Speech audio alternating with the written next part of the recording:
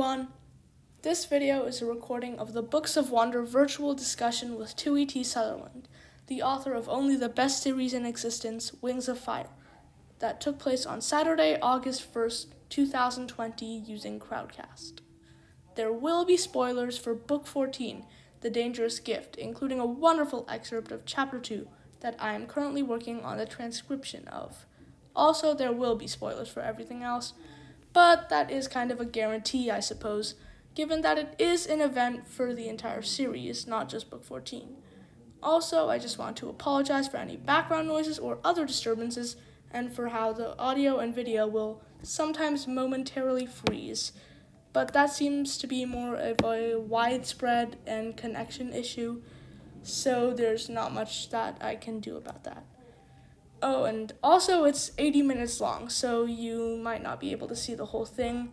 And if you need to prioritize, I suggest going to the end where there will be a lot of questions answered, and the very beginning-ish where there will be the excerpt.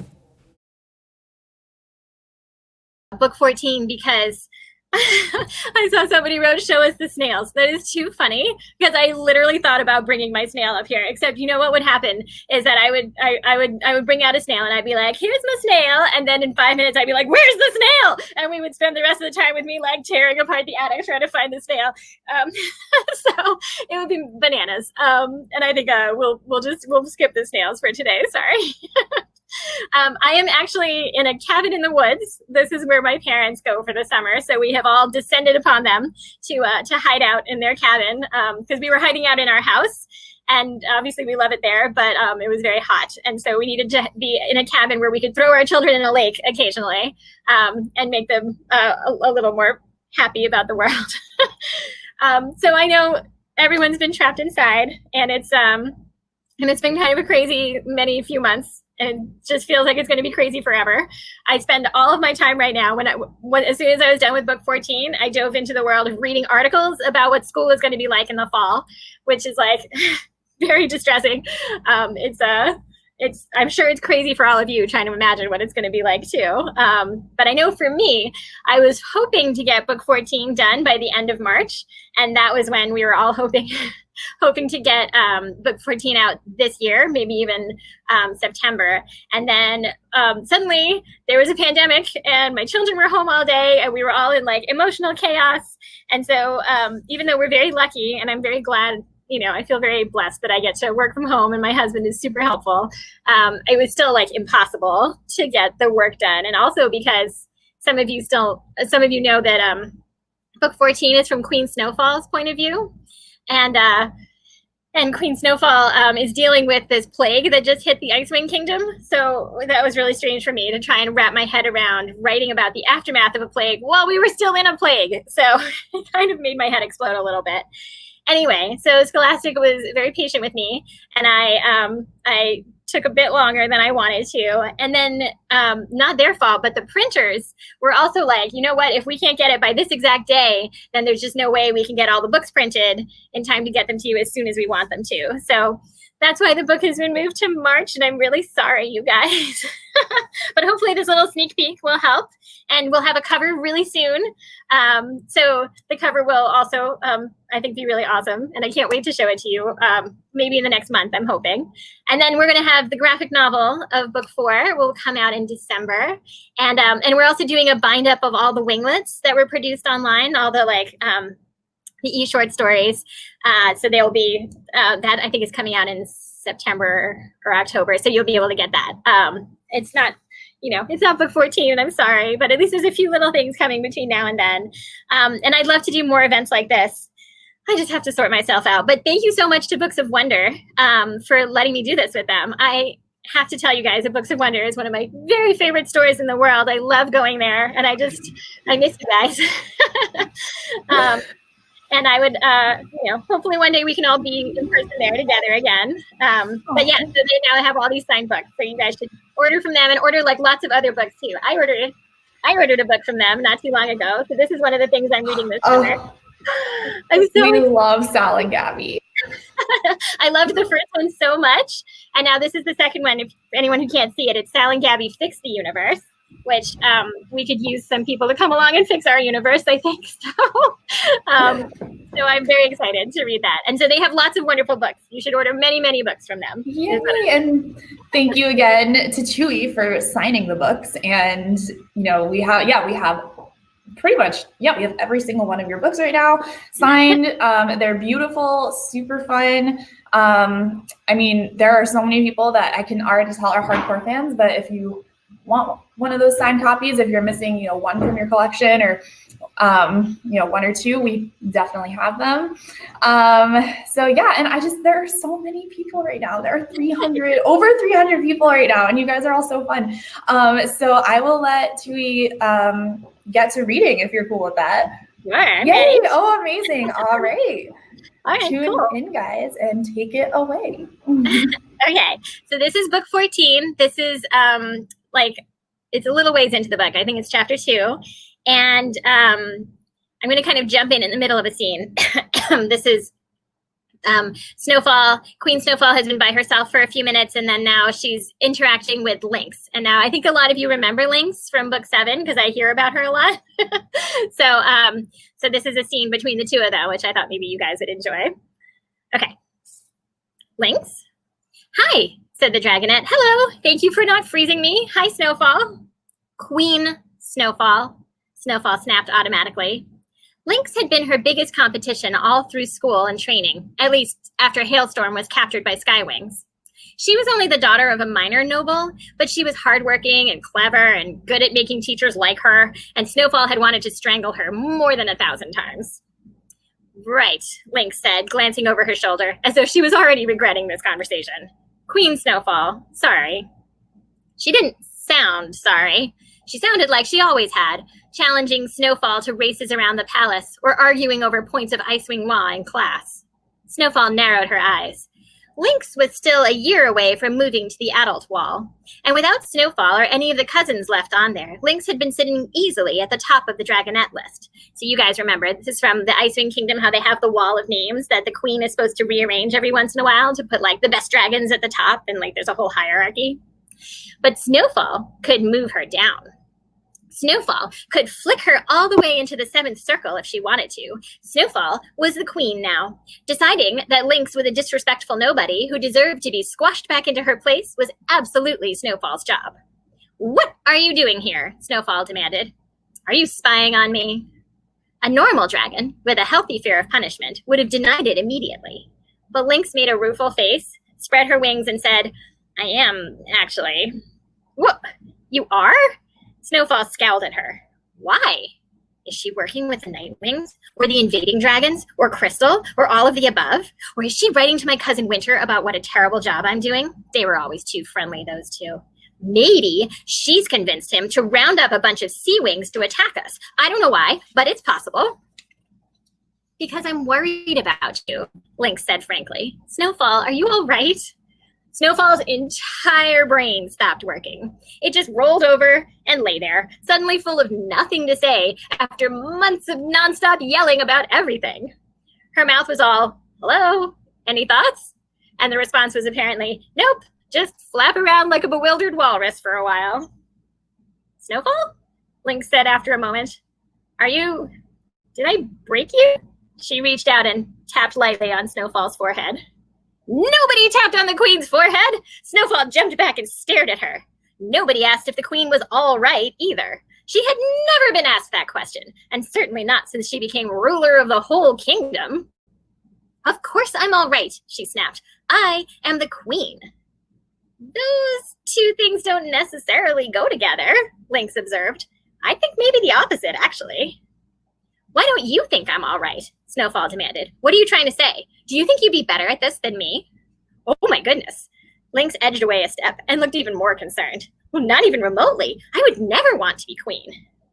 The correct answer, Snowfall said in an icy voice, is no, Snowfall. You are doing amazing. You are doing amazing, Lynx cried. See, now I don't believe you. Snowfall wrenched a light globe off the tree and batted it up at one of the windows that overlooked the courtyard. Some aristocrat was going to wake up in the morning and be very confused about why he had a second light globe bobbing gently around his room. Lynx watched it sail over their heads, then returned her gaze to Snowfall. I'm just worried about the fact that the only dragons you ever get to talk to anymore are old and bossy and kind of mean. Snowfall let out a snort. That certainly described the council of powerful ice wings who had nominated themselves to guide the new young queen. Some would say that I am bossy and kind of mean too, she said to Lynx haughtily. Oh, you are, said Lynx, which was not the correct answer either. But that means you need to order some kind agreeable dragons to hang out with you, ones that won't make your brain hurt all the time. Like you, I suppose? Snowfall asked. How does she know that my brain hurts all the time? No, Lynx said. I'm not agreeable at all. You would be like, fetch me a narwhal. And I'd be like, oh, why? Narwhals are heavy and I'm reading. And you'd say, but I want one right now. And I'd say, then go get one, bossy tail. And you'd bellow, I am your queen. And I'd be like, yeah, but this book is at a really exciting part though. And then you'd probably have me exited. I'd be so irritating. You already know this about me. How do you know that my brain hurts all the time? Snowfall blurted. I mean, that is, what makes you think that my brain hurts all the time? Well, Lynx said carefully, flicking her tail, you haven't stopped frowning since the beginning of the plague, and that would give anyone a headache, I'd think. And my brain is always tired when all I have to do is study and train and stay at the top of the Dragonette rankings. You have to do all the queen stuff. And then, also the sad bit? No. Snowfall stamped right over Lynx's last words. No time for that. I can handle all the queen stuff. I'm not a lowly noble like you. I can do everything just fine. This is what I've been preparing for my whole life. Well, sure, but there was supposed to be more of a whole life first, Lynx pointed out. Like a couple more decades at least, I imagine. You don't know that, Snowfall said. Maybe I was planning to challenge Mother for the throne next week anyway. Because I'm so already ready to be queen. The light from the tree was too bright, and she could feel her eyes watering. She turned to pace back to the wall, rubbing her face with one talon. A couple more decades, with Mother as their queen. Maybe longer. That was what they should have had. That was what Darkstalker stole. She hadn't really had a plan for challenging her mother anytime soon. She thought there would be plenty of time ahead of them before she had to worry about that. Or that certain sisters would get there first. I guess I don't know, Lynx said, catching up to her, and walking beside her instead of a few steps behind. How had this dragon done so well on her exams? Did she not know any royal etiquette at all? I guess, Lynx went on, maybe it had to be sooner because you needed to challenge her before Icicle did, right? Or someone else? Maybe it's better this way, with her giving you the throne instead of you having to take it. I could have taken it, Snowfall assured her, anytime I wanted to. All right, I'll stop there. Okay, so that's Lynx and Snowfall. That's a little tiny peek at their relationship. And you'll get to see more of that throughout the book. Yay! Thank you so much, Chewy.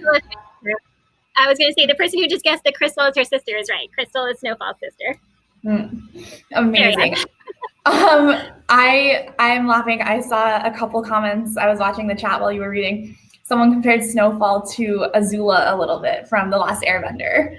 I don't know if you've watched it, but I started watching that. I'm only 6 episodes into it. I'm trying to get my kids to watch it with me, but I'm the one who wants to watch it the most. So amazing. I watched it over quarantine. It was fantastic, and I've already rewatched it another time and a half. So I hope you enjoy it. But yes, so I guess when you meet Azula, you can keep that in mind. I just thought that was very funny. But yeah, thank you again. I'm going to keep reminding all of you guys watching at home, there is a call to action button to buy Dragon Slayer, the most recent book in the series right now. Should be right at the bottom of your screen below our videos. But if you wanted to buy any other signed copies, feel free. I saw a couple people that said they missed how you can get signed copies. So they're all on the Books of Wonder website. But yeah, that reading was amazing, and I'm already excited for book 14. So yay, and it looks like everyone else is too. So what do you think about getting into some questions? Yeah, that would be awesome. Yeah, cool. So I myself have a couple of questions, but I won't take up too much of your time or anyone's time watching. So there are a lot of people on this live stream right now. There are already 51 questions in the chat, so I just want to apologize in advance. We probably won't be able to get around to every single question. It is nothing personal, but I see that there are already a lot of questions receiving upvotes, so I will probably start when I start reading audience questions with the most popularly upvoted questions. But yeah, if anyone has like something really pressing, again, there is that ask a question box at the bottom of your screen, super fun. So I guess my first question for you, Tui, is you have the original, your original series, and then you have the Legends series. And can you kind of talk a little bit about what made you want to write the Legends books while your original series was ongoing and is still ongoing, and kind of what led to that?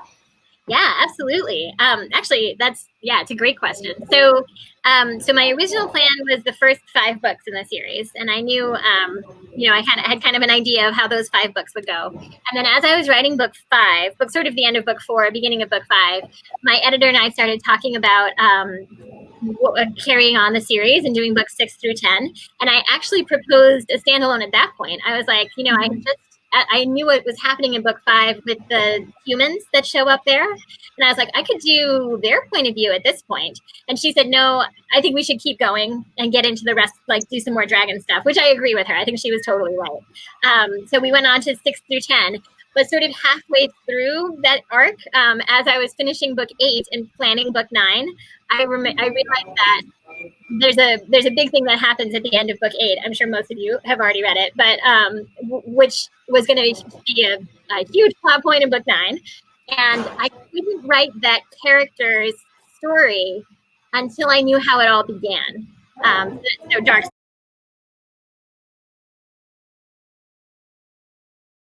I kind of know what I want to happen with him, but I want to really figure out, like, in detail all the stuff that happened to him before. And so it was probably like 2 months before book 9 was due. I suddenly emailed my editor, Amanda, and I was like,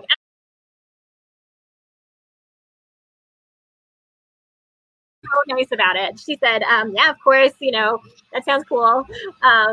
Tell me more. And so, because for me, a lot of the times, like, I can outline a little bit, but for me to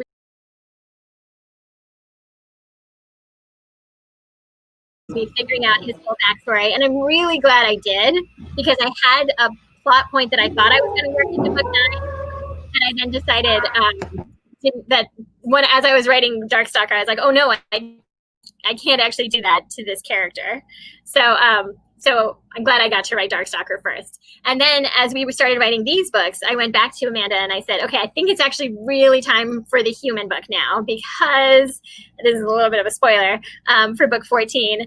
I think it's time for the dragons and the humans to start interacting a bit more. But I need to give everybody the backstory of the humans before, so it's not just like,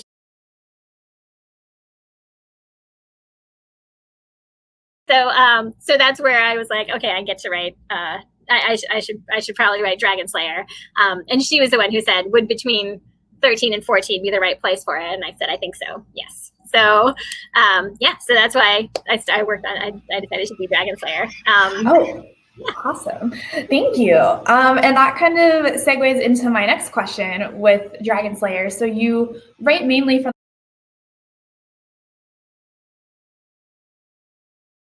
is mainly about the humans. Was it hard or difficult to kind of switch perspectives and go from writing dragons to writing humans? Yes. Oh my God. That's a great question too, because I thought it would be so easy. Like when we planned it out, that was one of the things. I was like, I know book 14 is going to be a bit tricky because the 4th book in all of the arcs is always a little tricky. And there's some major things I need to work out before we get to the final book in the arc. And then I was like, but I know what's going to happen in Dragon Slayer. And Amanda was like, yeah, let's just write Dragon Slayer. Like, that'll be great. We'll put it in now. And it'll only take you like a month to write, right? And I was like, I can use the word hands again. It'll be so great to be able to be like, and then she handed him something and did stuff with her hands. How exciting. But then as I started writing it, I realized, like, it wasn't just writing from the point of view of the humans, I also needed to figure out the whole world that they were living in that we haven't really seen, like how their villages exist and what their political system is and like what their history is and what they think their history is, and who's in charge where. And also, because Legends the Darkstalker book had 3 different perspectives, I was like, oh, I'll do that for this one too. But then I needed 3 different like stories going on across the world, 3 different like places where they were and like systems that they were dealing with. So it ended up being a lot more complicated than I thought. So it was fun to like get to write like little human people again. I mean, I feel like on the inside, humans and dragons are not that different, the way I write them, but in terms of figuring out like the whole world around the humans, it was a lot more. There was a lot more thought that had to go into it than I'd sort of expected. I mean, I'm glad that they gave me the time to do that, because hopefully it all makes sense and you guys like it. I like all the people on the side saying murder basket. That makes me really happy. Oh my goodness. I like all the comments about the artists that are saying, oh my gosh, hands are hard to draw. I love that there's so much fan art, and like, I love. Oh, it's incredible. It's like my favorite thing. I think there's just so many talented people out there making these incredible dragons that I can't draw at all. So. Oh, me either. But all right. Well, how about we get into some audience questions? All right. Oh, there are so many, guys. I love it so much. Okay. So I guess just jumping right into it, the most upvoted question right now is, will Peril and Sky ever meet? Aw. Well, this is a great question because, I mean, some people just know, and a lot of people have figured out that Peril and Sky are brother and sister, and Sky is Peril's like long lost brother we all thought was dead. So I feel like they have to at some point, because that would just be sad. I have definitely like read or seen stories where there are 2 characters that like should know each other and then they just miss each other, and I always find those really frustrating. So I am hoping that they will get to meet. I haven't quite figured out how, because there's some stuff happening. There's a lot of stuff happening in books 14 and 15, frankly, in terms of saving the world. but if they don't meet in books 14 and 15, then I will write them their own story about how they meet, because I feel like they should be together. They should get to, she should know she has family out there. So yeah. Oh, well, I guess you guys will just have to wait. It might be a long wait for books 14 and 15, but. Sorry. Good things take time. Cool. So this might be touched upon either in one of your future books, so talk as much to it as you'd like. But one question that seems really popular: what is the Scorching and its history, and will that ever be explained? Oh, that is a good question. And yeah, so what I always say is that I have an idea of what happened in the Scorching. It definitely was sort of like a big event that changed sort of the history of this world, and put the dragons kind of in power and made them more of a like organized political system at the top of the food chain. But I don't want to get into any specifics because I am hoping to write it one day. Maybe we've been talking about doing like a whole like guide to the world of the dragons.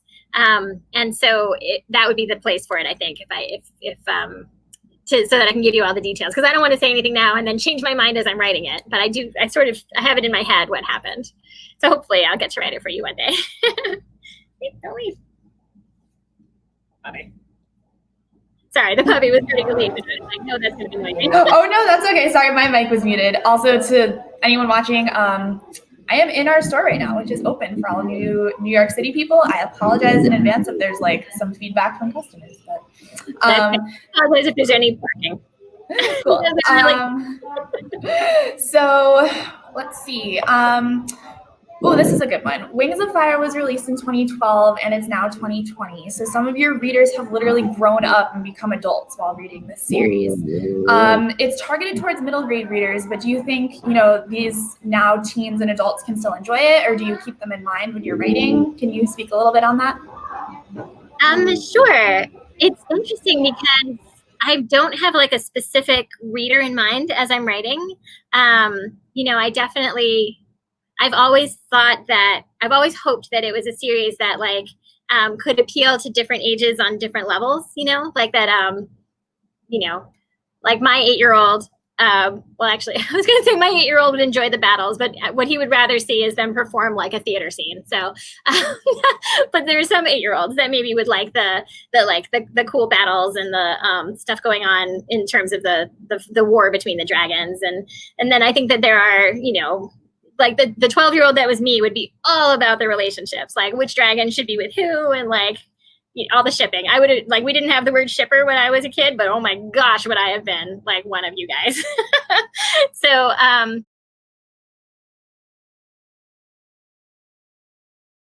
adults now. I mean, I have talked to some of them.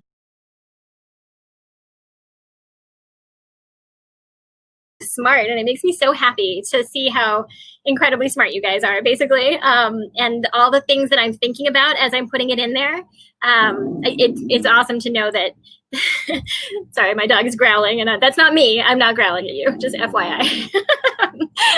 It's awesome to know that you are like reading for, like, that you're seeing all those layers in there, because I do go in thinking about, like, what am I trying to say? What am I trying to explore? Like, I don't always have, like, here's the message of this story, but I often have, like, what are the things that I'm worrying about? What am I thinking about? And, like, how can I work them into the story, and kind of have different characters work through those issues in different ways? Anyway, so I'm really grateful that they would stay and keep reading the books, because it's certainly easier to read a series you love when they're all out at once and you can just read them all immediately. I'm like that. I like to have them all before I start reading them. So I'm very grateful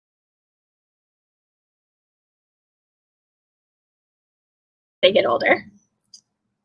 I mean, I read a lot of middle grade and YA, so for me, I'm like, well, those are the best books anyway. Yay! Yeah, I love that. I mean, I still find them really interesting, and like they're so complex and everything. I think even returning to them, if you started them when you were 9.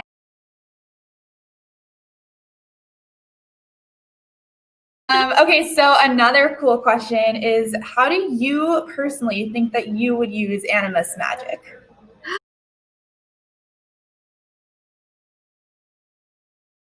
Well, it'd be pretty exciting to like be able to snap my fingers and have my book just be written like exactly the way I would write it if I spent months and months on it and be like, here's book 15, it's all finished. That would be pretty amazing.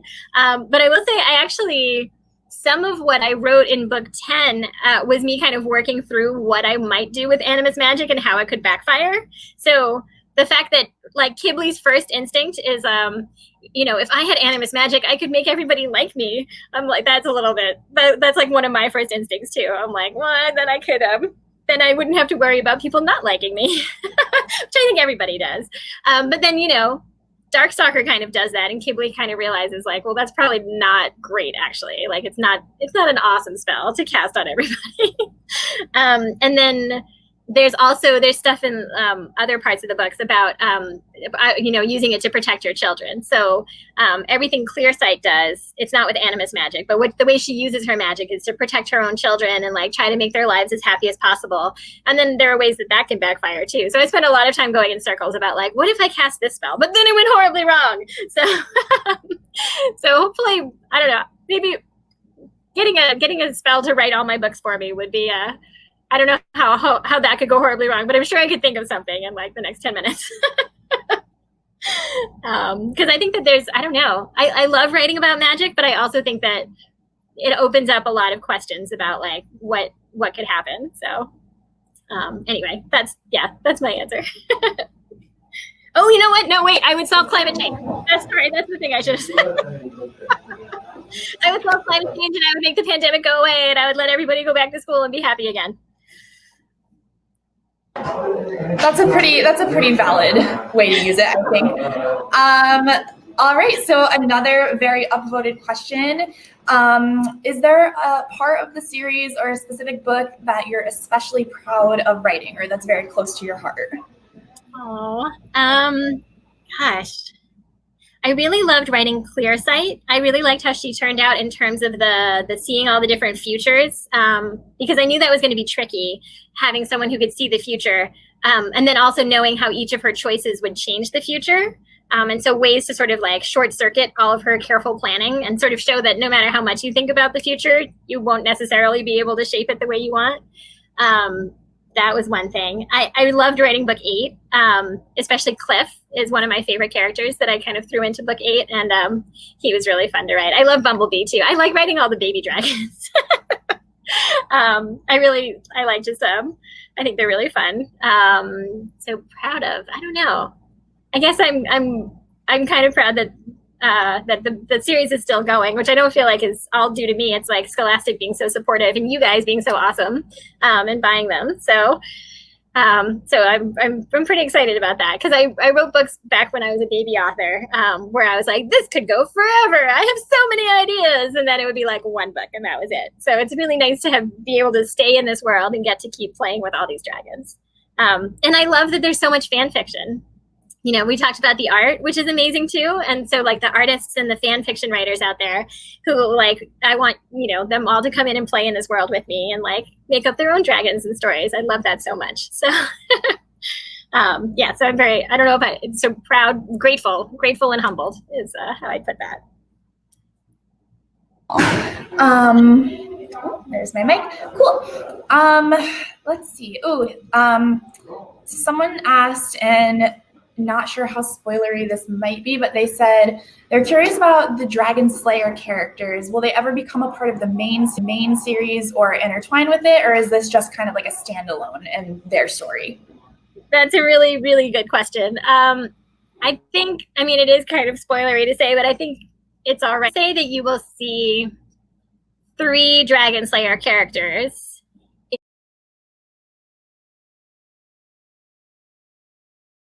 I shouldn't say more than that, but I really want to.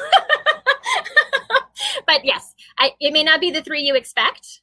It might be some of the 3 you would expect. So anyway, I'll say 3 characters. You can start guessing, and you will get to see them in book 14. Okay, I'm stopping myself. Well, it looks like a lot of people are already very excited about that in the chat.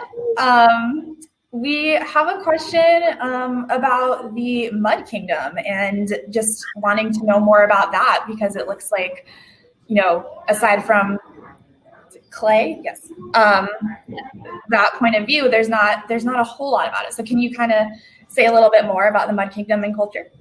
Sure. Yeah, no, I think that's very true, very valid. I feel kind of bad that we haven't gotten back to the Mud Kingdom at all. And there are definitely some characters there that I think would be interesting to explore. Maybe one of the reasons is that, like, although they were involved in the War of Sandwing Succession, like, they are actually like a fairly stable kingdom right now. Like, Queen Moorhen has been queen for a long time. No one is planning to challenge her anytime soon. Like, it's like a pretty nice place to live, I'd say, you know, in terms of not worrying about your government collapsing around you. So I think the Mudwings are awesome, and I'm sorry I haven't done another one. I'm hoping that there will be more Mudwings at some point. It is, you know, again, it's like where the story has taken me is not necessarily over to the Mud Kingdom, but I hear you. I hear you, Mudwing fans, and I love you too.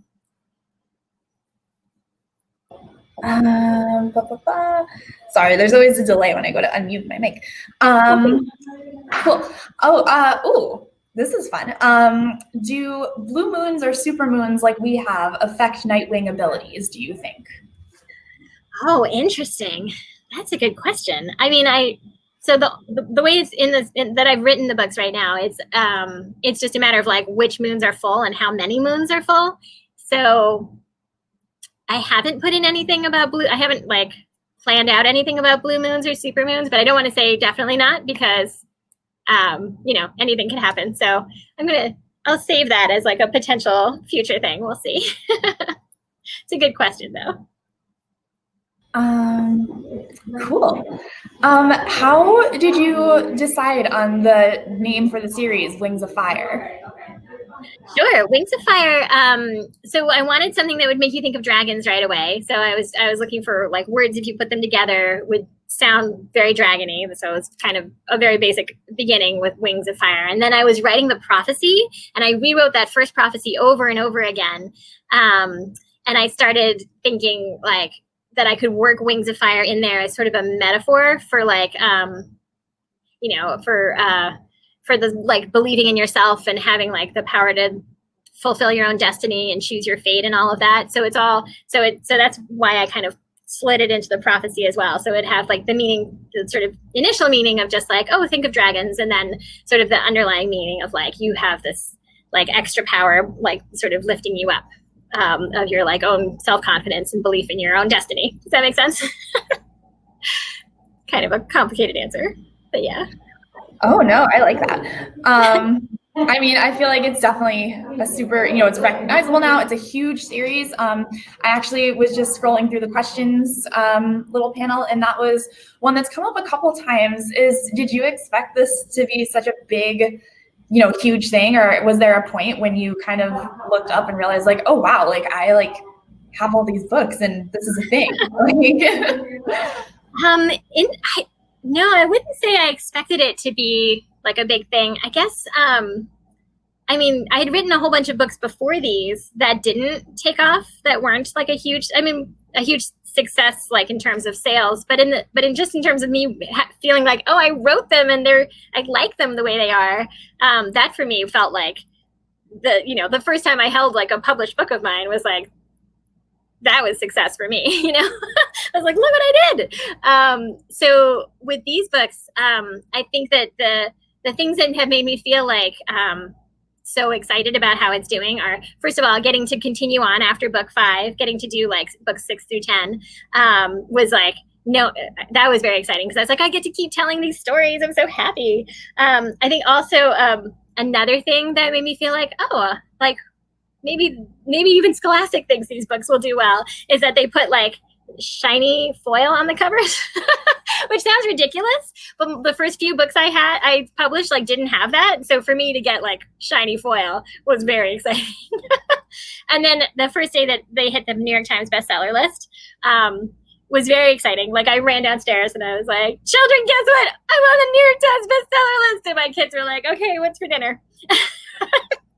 And I was like, well, someone's excited somewhere, I'm sure.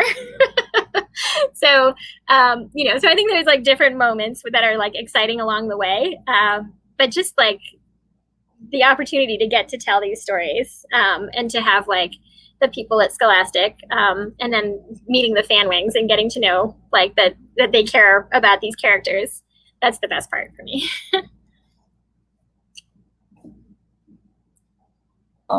Well, I mean, I think I personally and a lot of other people are very happy about all your success and that these books just keep coming. So, there's so many good questions. I'm trying to like sift through them to see which. I know. This is one actually that was on the list that I wanted to ask. Someone asked, are there any holidays or specific like traditions or customs for different tribes, whether it's birthdays or solstice celebrations, etc.? Oh, that is a good question. A little bit in my head. This is something that I should probably like write out at some point, and maybe that's the kind of thing that could go in the guide to the world. I've definitely included things about like the Skywing funeral ceremonies. There's like hints of what that's going to be like at the beginning of book 8, I think. And then the Sandwings are very like they celebrate a lot of things with music. I think of them as one of the more musical tribes. And so there's stuff about like their ceremonies in book 8, I think. But it's all kind of like in the background because the characters that I've been writing about, the first 5 characters grew up apart from all of that. Like they didn't have any of the traditions. They probably never got to celebrate their birthdays. That's so sad. Now that I'm thinking about it, I guess Queen Scarlet was celebrating her hatching day when they got to her palace. But yeah, no, I'm pretty sure Kestrel was not into celebrating birthdays. So unfortunate for those dragons. So they didn't get to know all, and that's kind of one of the themes of those first 5 books is like what it's like to grow up and like apart from your whole your family, your culture, your people, that your dragons that you should have been with, and how that changes you, but what you have inside of you that's still there regardless of where you grow up. Does that make sense? But yeah, so that's a lot of the stuff that would be missing from those 5 books in particular. And then I think, in the 6 through 10, there's a lot going on with Darkstalker, and they were off at the school. And then the new books, there's definitely stuff that happens in Pantala, but a lot of it has been disrupted by Queen Wasp. Like whatever the Silk Wings and the Leaf Wings had before kind of got taken over and has been changed by Queen Wasp being in charge. Oh, that sounds so cool. I think it would be so cool. I mean, I feel like you would need a spreadsheet to think of every dragon's hatching day and birthday. That would be really cool. What signs would they all be? It's pretty funny. Oh, I know, that would be so much fun. Oh my gosh. Like, I think we can Leo by the fact that everyone knows when my birthday is. Because I'm like, has anyone noticed it's my birthday again? Oh my goodness. I know this must be a fun birthday present. I mean, you have 325 people here to celebrate your birthday. So, I mean, I know it's a virtual event, but we can just say it's your birthday. I know, I love it. It is like the best thing. I get to celebrate my birthday with a bunch of people last year at a bookstore, I think in New Jersey. So it's really nice to get to do it again, even this way virtually. I appreciate it. Oh, here's a fun question. What do the dragons use as money, if anything? Oh, that is a good question. Wait, I just saw a comment fly by in the chat that was like, all the prophecy dragonettes have the same birthday. You're so right. Of course you're right. They were all born on the brightest night. So la-di-da. I could just come up with one birthday for all of them. That's a really good point. Okay, what dragons use for money? I think it's different in different tribes. I think that let's think. A lot of them are still very much in like sort of a barter system. I think the market that you see in book 5 in the Scorpion Den is a place where you would see that they're trading. I mean, also, I did want to write dragons that are like super into treasure. So whatever they can get in the way of treasure, they would use as money for sure. Yeah, like gold and gems and stuff. Like I think that would make pretty much any dragon happy. Sea Wings use sand dollars. That's very funny. Oh, that is so funny. In Pantala, they have these little things they call scales that are like money for the Silk Wings and the Hive Wings. Cool. Oh, that would be so fun. All right. So this is a question that was put in the chat last night and is really interesting. So religion is very uniquely portrayed in Wings of Fire. Do you reflect faith systems metaphorically or philosophically, like Tolkien with Lord of the Rings? Do you write characters, based on their set of beliefs, etc., or do you do something different? Yeah, that is a really good question. I mean, it's.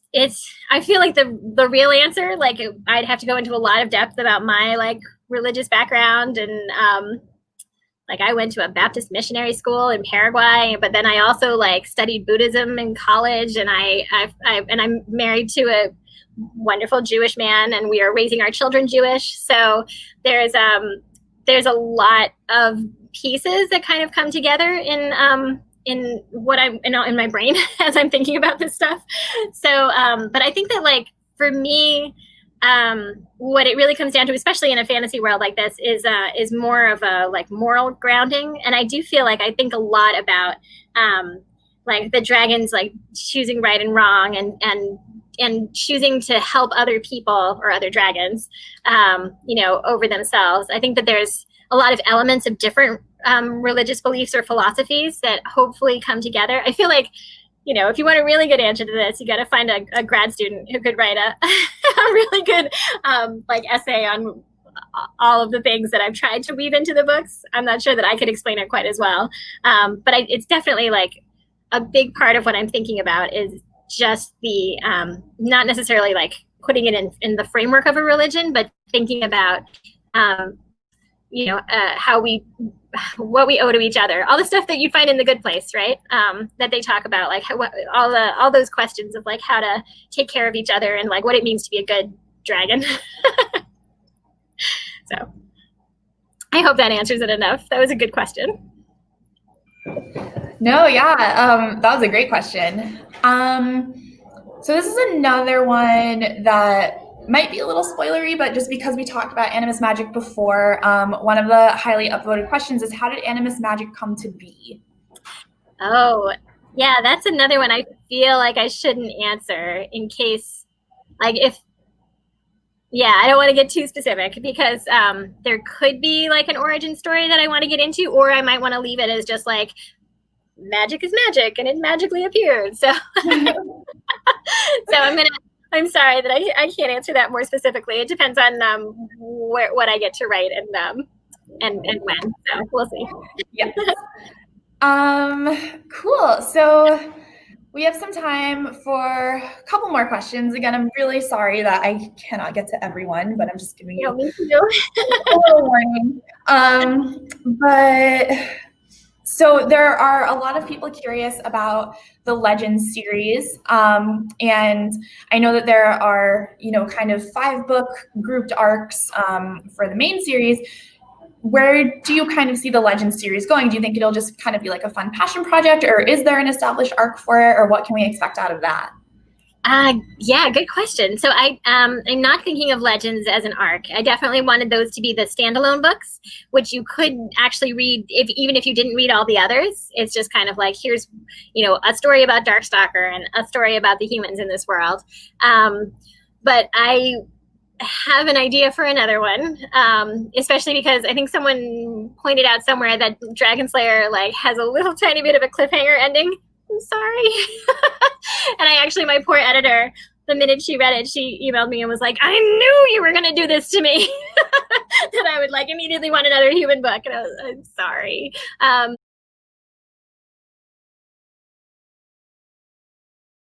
The other thing is that, I'm really focused on book 15 next. That's the one that I need to get done before I can quite figure out what's going to happen after that in the Wings of Fire universe. I don't want to leave it yet, so well.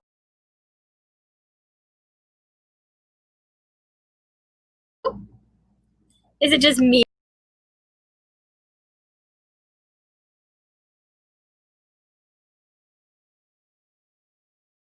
I'll just chat about that for a second until Melanie comes back, which is I think you all know, yes, there is going to be a TV show. It is, it is in the works. So fingers crossed. There's lots of different steps before we get to an actual finished TV show. So right now we know the producers and the writers, and we know a couple of them. We know we have some members of the team and that are working on it, and they're amazing. And that's my favorite part, is that I'm so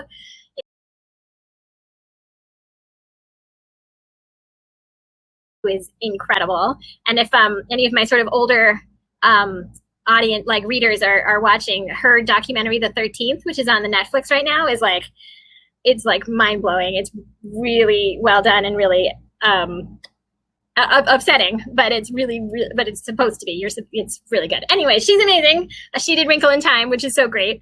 And then Dan and Krista, who are also working on it, are super fans, and they are so smart, and it's going to be really good. So, and then apart from that, I don't know. We don't have a cast. We don't have art yet, so we don't quite know. Oh, and now did I disappear? Can anyone hear me?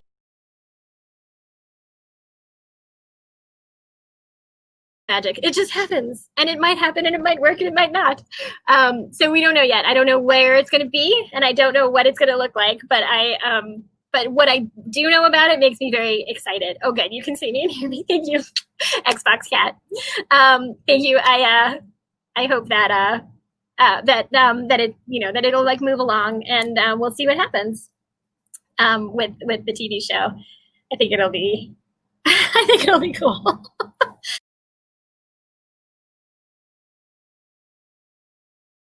Melanie. It says Melanie will be back soon. So I'll go look at the questions. Muhaha. Suddenly so much power. Official merchandise. That question, hopefully once there's a TV show, that's kind of something that it will be kind of up to the TV show people. Let's see. Can Sunny cross the ice cliff? That's a good question. Probably if I was her, I wouldn't try it. I know I am the moderator now. I'm I'm in charge of all the things.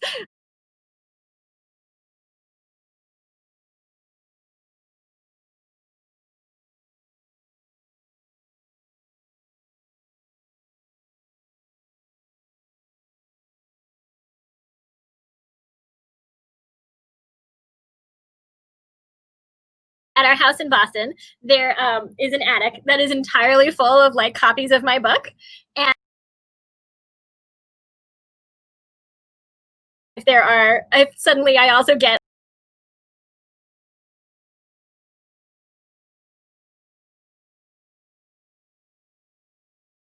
oh, I know why. There we go. Okay. What is life like in the Mud Kingdom?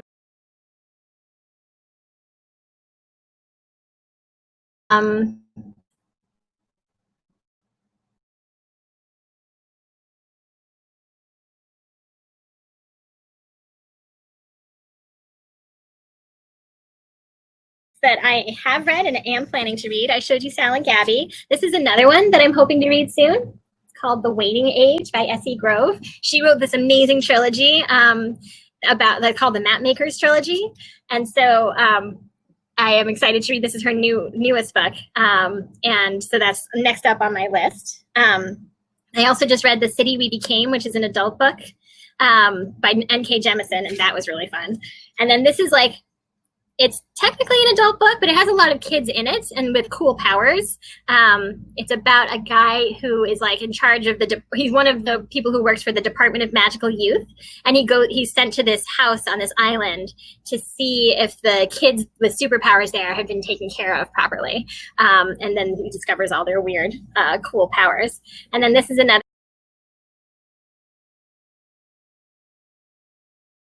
realistic middle grade story, but with sort of like a mystery in the background, and that the girls are trying to solve as they deal with like middle grade friendships and stuff.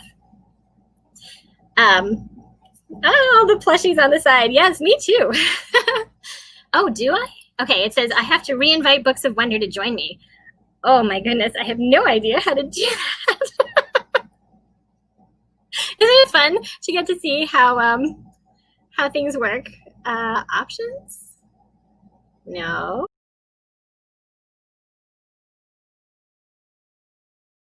At least we're getting close to the end. How do let's see.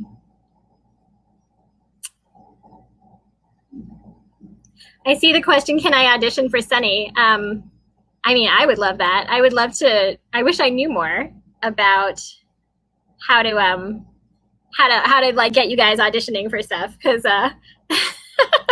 that would be, because I know there's so many amazing people out there with like great voices. That would be perfect. I have not played Undertale, but I have watched Stranger Things. I watched that whole series. Have any of you watched The 100? Since I'm in charge now, let's talk about things I like. So if anyone has watched The 100, that's what I'm watching right now. I'm on season 6, so don't spoil it, but it is amazing, and it is giving me the craziest dreams. It's on the CW, but now it's on Netflix, and it's really good. Oh, I don't know how to invite her back.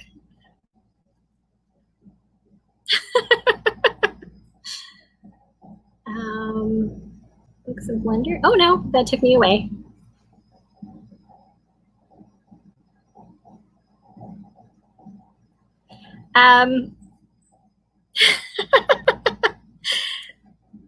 This is really funny.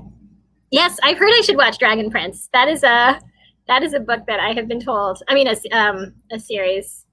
Okay, someone is going to tell me what to do. Yes, I watched like the first 2 episodes of The Dragon Prince, and I love it, and I want to watch more, because I feel like that's actually the only thing on TV that is sort of similar to what I can imagine Wings of Fire being like. So, so hopefully, maybe one day, I'll get to watch the rest of it. Here's a question that I like. Did you always plan for Sky to have survived? And if not, when did you figure it out? So, so you might have noticed that I'm like reluctant to kill off characters, even though I do it whenever I feel like I need to. Yes, I watch Umbrella Academy, but I haven't started. But I haven't seen the new season yet, so don't tell me. I know it just premiered yesterday, so hopefully nobody else has gotten much further along either. So with Sky, I had originally thought like I would leave it open. So, I wrote the scene where Kestrel's like, I had to kill one of them and save the other one. And I was like, but what if she didn't? Because we all think like, oh, Kestrel, she seems like someone who would totally just kill off a dragonette if she had to. But maybe there's like other parts of her like that would actually find it really hard and kind of impossible. And what if she had done it and like tricked them in a way into thinking he was dead. And then when we started doing the graphic novel for book 1, the original sketch of the scene like really had like showed her doing it, which first of all, oh my gosh, sorry to all the like 6 and 7-year-olds who pick up those books. I was like, no, you can't do this. And also you can't do this because I might not kill him. He might actually still be alive. So I talked them out. I was like, have her like do it without them seeing, and then like over the river, so she could actually have just thrown him in the river. And I was glad that we did that, because then I could bring him back.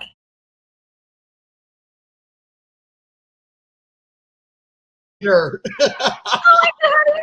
Oh my gosh, how are you, sweetheart? I'm good. It's so nice to see you. I love what's going on. Poor Melanie couldn't get back in, but she invited me to join you. So okay. I'm calling from home, so you'll pardon my less than professional attire. Although I'm giving my friend Gregory McGuire a plug here. That's an awesome show. It's one of my kids' favorites. Well, I think your kid's a little young to read the novel yet, but the show is great for them. Yes, that's what I mean. Yes, yeah, they're super musical fans. So anything musical they want. But yes. But I remember when the first book was announced and how excited I was to have my former editor, very briefly, but at least a little, for a very brief period of time, my editor getting her own books published. And how, it was like, we hope this will be a series. We're really planning on it being a series. And no one knew if it was going to work or if it would be a hit or not. And look at us 14 books later. Well, 13 now, but you've written 14 and plus 2 editions. Right.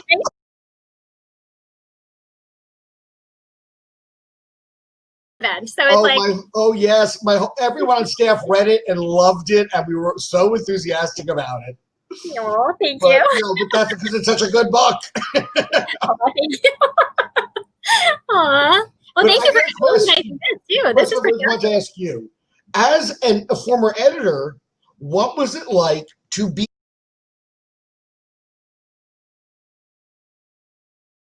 editor to the author and having to take instead of give the criticism? That is a great question. So there's like multiple answers. One thing is that I actually think it was really helpful to have been an editor before I was an author, because growing up, I would write things and my parents would critique them and I would get super mad because I was like, no, it's perfect the way it is. So I was like really bad actually at taking criticism. So spending several years as an editor gave me a lot of opportunity to see what it was like to try and be helpful in that way and think like an editor and how things could get better if I changed them. But I will say one of the funniest transitions was that I was the editor for the Warriors series. And the way it works is that Vicky, who is sort of the original Erin Hunter, would send me like the outline of the book, and then I would edit it and give her lots of comments and suggest changes. And then she would give it to one of the authors to write. And then they asked me to be one of the Erin Hunters. And so then what would happen is that Vicky would send me the outline and I'd be like, I have thoughts. And she'd be like, you're not allowed to have thoughts anymore.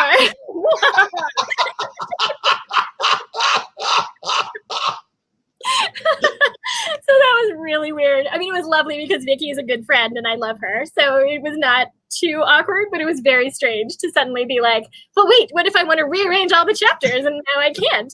Because that was probably the most direct like flip from like being the one with the editor power to being the author. But my editor now is Amanda, who you also know. You've met her. She's amazing. So I never feel like I'm fighting with my editor because like, it's Amanda. Like I would do anything for her. So well, a good editor, I don't know if everyone understands this, but a good editor's job is to help you write the best book you can. Yeah. They're not trying to write their story. They're trying to help you tell your story. And that's how you know a good editor. And I've been lucky. I feel like all my editors, I felt that way about that. They were there to support the book and their ideas are always like just awesome and supportive. So yeah, I've been lucky that way. No. Years ago, when we did a little Oz club called the Royal Club of Oz, and we would ask authors to write about why they loved Oz if they had read it as a child. And Natalie Babbitt sent me a piece. And Natalie Babbitt to me is a goddess. Like I always said that Natalie Babbitt couldn't write a bad sentence fragment if her life depended upon it. And so she sends me this piece, and on it she stuck a Post-it Here it is. Feel free to edit as you want. After 19 years as an author, I've discovered there's nothing I write that can't be improved by a good edit. And I thought to myself, oh my God, if Natalie Babbitt feels she requires editing, and of course she didn't, it was perfect as is, then no one is above being edited, and anyone who thinks they are needs to re-examine themselves. Wow, that's such a good story. That's so true. Oh my gosh, Natalie Babbitt, she's amazing. I miss her. She was a love. Yeah. I kind of endeared myself to her because the one time I was asked to write a New York Times book review, it was for her daughter's first book. And I had some nice things to say about it. And apparently saying something nice about an author's children's writing is the way to endear yourself to them. Yep. I can co-sign that. What was her daughter's book? I don't know that one. It was called The Oval Amulet. Oh, cool. Yeah, Lucy wrote a few books. That was the first one. Now, you mentioned The 100, and I was just going to mention that for those who haven't read the books are wonderful also, and they are written by a Scholastic editor. Yes, that's right. That's right. Who I never did. Under her Her, though. But and there, so it's all these worlds within worlds. Everything connects. It's fascinating. Mm-hmm. Yeah, and it's actually kind of fun to read the books because they go in a totally different direction than the show does. So it's like having a different experience of watching the 100. You get to do it again. So now, as an author about to be turned into whose world is about to be turned into a television show, how prepared are you for the writers to go off in totally different directions with your material? I know. I'm trying to be prepared for it. I'm trying to be like not super precious about the material because, to me, the books will always exist. So it's not like they can ruin them. Like the books will still be there for anyone who wants to read them. And I also just have so much faith in them that I feel like they love the books and they know TV really well. And so they'll be able to put them together in a way that makes it even better, I think. I mean, I think that there have definitely been books and that have turned into TV shows or movies where I have seen where I've been like they've been too faithful to the book and it's actually made it not as great a movie. I don't want to name names. I know which one you're referring to. It's fine. And then there's the ones where they've been not faithful at all, which is even worse. Right. Yes. So they have to like walk that line. I feel like, Wonder did a really good job of capturing the spirit of the book, even with a few changes. And I think that there are a few others like that where they've managed to like take everything that's important and keep all of that and turn it into like a even better thing because they understand how TV works. So that's what I'm hoping for. Yes, and I think the classic example of that actually is The Wizard of Oz, because the book is not a dream. The book and the movie cuts out a third of the story from the book. Yeah. Because, in the book they don't Glinda the Good doesn't come to them. They have to go find Glinda, and they have a whole bunch of adventures going to find her. But this theme of the movie and the theme of the book are the same, which is that there's no place like home, and that Dorothy, despite all the wonders of Oz, wants to go home, and yet she also has made these friends she loves, and it's possible to have both. And I think that's really comes clear in the movie and in the book, and it's wonderful how you see how people can take material, change it, but stay faithful. Yeah, absolutely. That's a great example. I just read Wizard of Oz to my kids like a year ago, and I hadn't remembered all of that. And I got to like the part where the witch dies, and I was like, "What happens in the second half of the book? How does it keep going?" And they were fascinated. Like and then we could watch the movie and compare it with and talk to each other about it. It was really funny. Yeah, but there's still no substitution for Judy Garland singing in a barnyard. Yeah, that's true. Now, of all the things that, people are obviously eager from what I could read in the comments and the questions to get their hands on plushies and dolls and bring your dragons as close to three-dimensional life as possible for themselves. Which dragon would you most want to have a familiar of, in a sense, by your side when you're writing? Oh, that's a good question. I mean, my first instinct is to say Kinkajou. But if I had actual Kinkajou beside me while I was writing, I think that she would never stop talking and I wouldn't actually get any writing done. like one chewing in the room is quite enough. So, but she would be great company. And I also, like, as you were saying that, I started imagining like how you would do rain wings that can change, like what you need is those flip sequins, right? So you can like change the colors one way and then change them a different way for all the rain wing plushies. Anyway, that was my like genius You're already getting ready to challenge the manufacturers, I see. Right. Oh, I have thoughts. Call me sometime. So other than that, like who would be good? I don't know. I feel like someone like Starflight, who is very peaceful and has a lot of thoughts about books. And Cricket, yeah, also would be a good one. They would both be like, well, Cricket would be like, where are you up to? What's happening now? Whereas I think Starflight would just be like ready to listen. And I could be like, Starflight, what do you think should happen in this next part of the book? And he would, and then I would talk through all my thoughts and he'd be like, this should happen. And we'd see. So I think he'd be a good company. Good familiar, yes. Now, I was fascinated by your answer about religion. I didn't know your husband was Jewish and that you were raising your children Jewish, and I'm Jewish. And so that's always fascinating to me. And I'm curious, but at the same time also, you spoke about growing up in, I think you said Paraguay? Yeah. And, you know, and you went to a religious school there. So you've been exposed to a lot of different cultures and religions, and you've studied Buddhism and all. So how do you feel that's influenced your writing? Oh. Your world building? Yeah. I think that just the experience of moving so much as a kid and living in different countries, you know, it wasn't just Paraguay. I was born in Venezuela, and then we lived in Paraguay. There were 2 years in Florida and 2 years in the Dominican Republic before we moved to the States. Was Florida the most strange country you lived in? No, I'm sorry. No, it was. It was so strange to me after Paraguay. It was a whole other. There were like all these rules I didn't know, and kids doing things and knowing things that I didn't know anything about. It did feel like being dropped onto another planet, kind of. But then my mother's from New Zealand, so I had that whole side of my family too. And then my dad's a New Englander, like all the way back to the Mayflower kind of thing. So I feel like I had, and we also traveled a lot. So I do feel like just the experience of getting to see a lot of different places and live in a lot of different places affected world building in a way. Like being like, I'm imagining a world, there shouldn't be just one kind of dragon there, and there shouldn't be just one kind of city. Like there should be all different kinds. So I think that definitely played a part in the kinds of things I like to write, you know, wanting to write big giant worlds with lots of stuff in them, if that makes sense. Yes, it does. And in your world building, you have created a world that is obviously not Earth. It is its own world. But the rules are basic rules of physics apply, but there is magic. Yes. And did I sum that up well? Yep, absolutely. That's exactly right.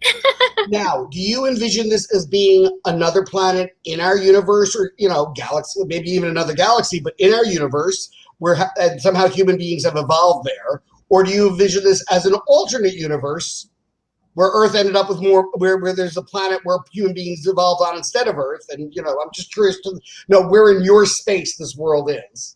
Sure. Well, and there's a third option. Actually, you didn't mention that fanwings have asked me about before, which is this a future Earth where like the humans, something happened to the humans and the dragons took over. So a planet of the dragons. Right, planet of the dragons, exactly. So I don't know. So I guess in my head originally it was another planet in our own universe. But the more I've thought about it and like all of these cool ideas have sort of percolated, I can see, you know, I mean, I sort of hope this isn't our future. So maybe an alternate you seem to be much too much an optimist, Tui. Yeah, no, I want a world where humans still have libraries. That's my like, that's my dream. So, yeah. But yeah, that was my original thought, was it's another planet inside our universe somewhere. Okay, cool. Someone in the chat wrote, I want this to be our future.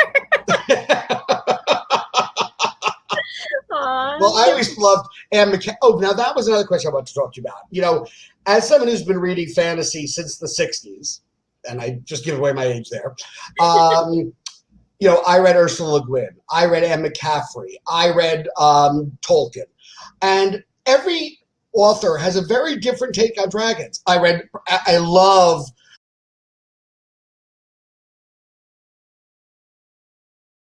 I love wizards who can be destroyed with soap and water. I mean, I just think that's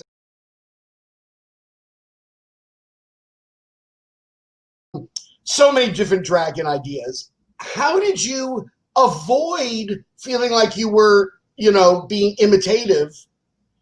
And was there anything you said, oh, hell with it, I'm just going to borrow this? That's a good question. So I would say the biggest influence on me, probably dragon-wise, is Anne McCaffrey, who you mentioned, because I obsessively read her books when I was a kid. And I did feel like the advantage I had was that writing from the dragon's point of view, I hadn't seen done quite as much. So that was the way I was hoping to sort of like take a lot of the fantasy tropes and like things that had been done and flip them around. I would say an exception is Tooth and Claw by Joe Walton, which is a dragon's point of view story, but it's like a very different from Wings of Fire. Like it's it's sort of a Jane Austen, Anthony Trollope sort of society of dragons, which is great. It's amazing. But it is, not quite, not what I wanted to do. And not a children's book either. No, that's true. Very true. So I hadn't quite seen it done this way. I thought if I did it from the dragon's point of view, it would be okay. And then the one thing that I actually wasn't sure about, and I still don't have a straight answer on this, is that when I started writing the books, I called all the baby dragons dragonettes. And my editor was like, oh, what a great name for them. And I was like, I thought that's what everyone called them. Is it just Anne McCaffrey? Like, did I take that from Anne McCaffrey? I don't know. Yeah, because I remember Dragonettes from Dragon Song, was the first book that they appeared in, and I love that, which was her first juvenile. Yes, that's right. Oh, I love Dragon Song. Did you come to Anne through her juvenile or through her adults? Yeah, no, through actually, I the first ones I read were Dragon Song, Dragon Singer, and Dragon Drums. And then my mom was like, oh, she probably read Dragon Song. I was like, oh, it's a series about dragons. This is fine. And so didn't check in again when I went to start reading the adult ones at age like 12. With the dragon and human, shall we say, romances? Yes. So that was the one you hid under your bed from your mom? I was like, oh, sure, I can just read all. She didn't notice. Like, there were plenty of other things she banned from the house, but those I kind of went off and read on my own without getting in any trouble. Well, I also think that it's always amused me how people will get so upset about things in books that there are much more explicit things on television. Yeah, that's true. Well, I'm actually really curious what they're going to do in the TV show, because even the transition from the novels to the graphic novels, I've had to go in and be like, not too gory. Please stop splattering blood everywhere. I know I wrote this, but come on. They're like 7-year-olds. One thing to describe it, it's another thing to picture it. And so it's going to be like that when it comes to the TV show too. I think I saw some questions in the chat about that, about like, are they going to take all that out? And I don't know quite how they're going to manage it, because I know that they want the show to be like for the whole family to watch together. So it needs to have all of the, someone wrote, but what if there was more blood?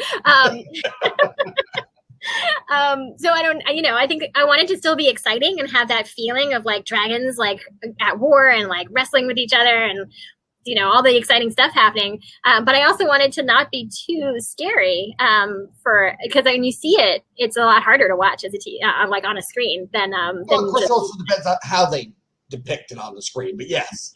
Yeah. So we'll see. It'll be interesting. So are they thinking of, do you have any idea what network or streaming service they're aiming this for?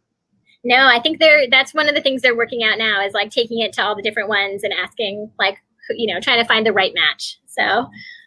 And to what degree are you going to be involved? Are you sort of just, they're politely keeping you informed? Are you an official advisor? Are you doing what I always advise my friends who are authors, which is take the money and run? I've been advised that too, for sure. I don't know yet. They've been super sweet about like welcoming me into it. And I've gotten to talk to everybody involved that that reached out to me, and they so I think it's been, I'm not sure yet. I mean, they know that they want me to finish book 15. Scholastic wants me to finish book 15. And your fans want you to finish book 15. Yes, I mean, my nightmare would be the show happening and me never finishing book 15. So. Not acceptable. Not acceptable. So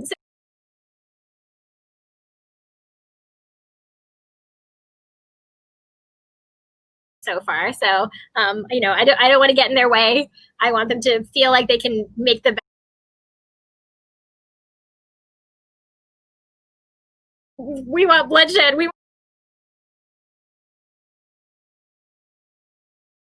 It seems to me like you have a very bloodthirsty fan base here. Maybe that's just showed up. Maybe maybe all your pacifists don't want to comment. Yeah, they're afraid of all the other people. Because I want you to know, 519 people have registered for this event. Oh my gosh. So between the three,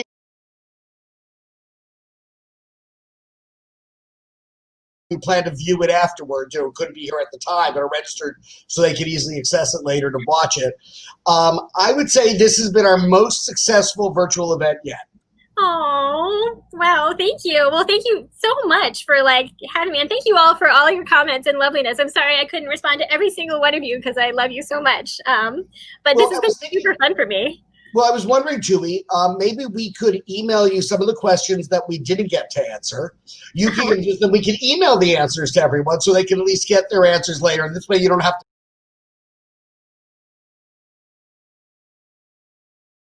Yeah, because we have everyone's email. We can do it through the Crowdcast. And, and we're going to remind everyone again right now that if you have not bought Dragon Slayer yet, there's a link right at the bottom of your screen that you can buy the book from. You can also go to booksofwonder.com and buy it, as well as every one of Tui's 13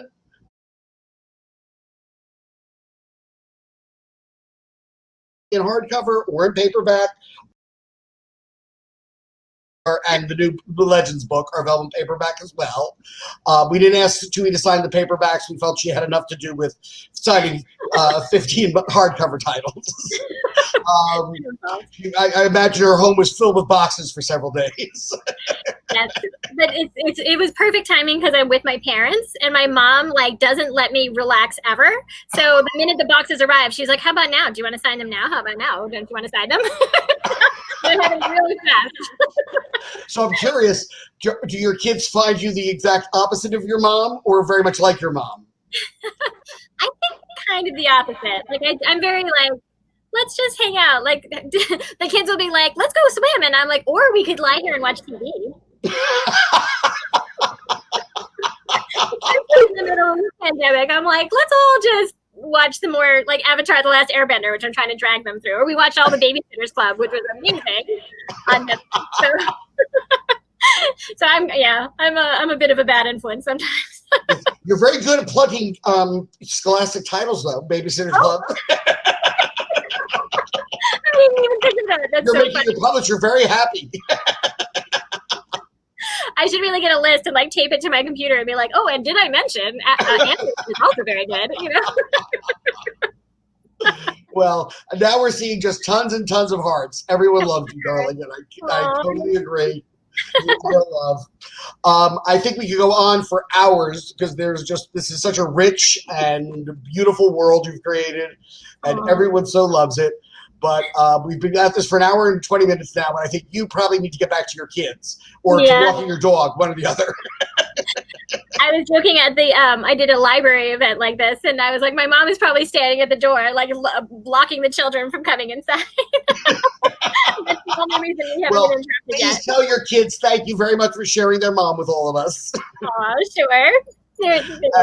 Well, they say thank you for your book. On behalf of all your fans, we are all very, very appreciative of all the hard work you put into your books, the wonderful world you've created, and how much joy you've brought to all of us.